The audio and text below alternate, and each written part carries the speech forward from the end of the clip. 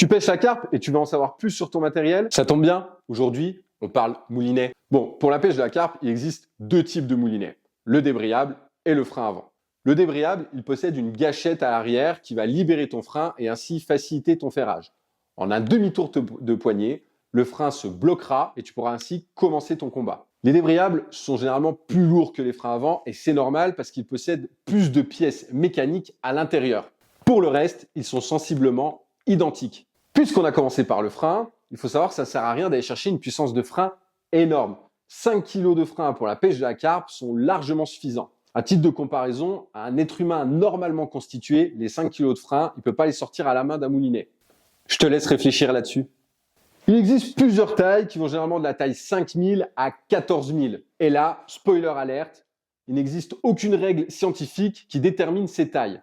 C'est-à-dire que d'une marque à une autre, des moulinets de même taille ne feront pas forcément la même taille. C'est si simple.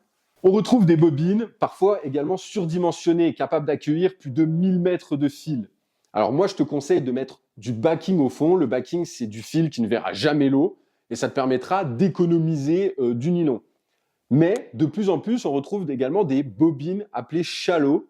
Et ça, c'est des bobines pleines qui vont te permettre de mettre moins de fil tout en gardant les propriétés des grosses bobines, notamment pour la longue distance. Avant d'aller plus loin, pense à t'abonner, à liker et à commenter. Ça nous permet d'être un peu plus visible et à te proposer plus de contenu. On entend souvent également parler de roulements. 3 roulements, 10 roulements, 15 roulements. Les roulements, c'est ce qui permet l'engrenage et la fluidité de ton moulinet. C'est aussi une des pièces mécaniques les plus chères présentes dans le moulinet. Alors, je sais pas toi, mais moi, je préfère 3 roulements de très bonne qualité plutôt que 15 roulements bas de gamme. Parce que oui, si un roulement pète, ton moulinet, il fonctionnera plus. Enfin, parmi les pièces présentes, et on a souvent des questions là-dessus, on va parler de l'anti-retour. Alors, à part certains puristes qui préfèrent combattre les poissons à l'aide de l'anti-retour plutôt que le frein, je te conseille quand même d'essayer un jour, c'est fascinant. Malheureusement, de nos jours, l'anti-retour ne sert plus à grand-chose. Allez, on se dit à bientôt et dis-nous en commentaire les sujets que tu veux qu'on aborde.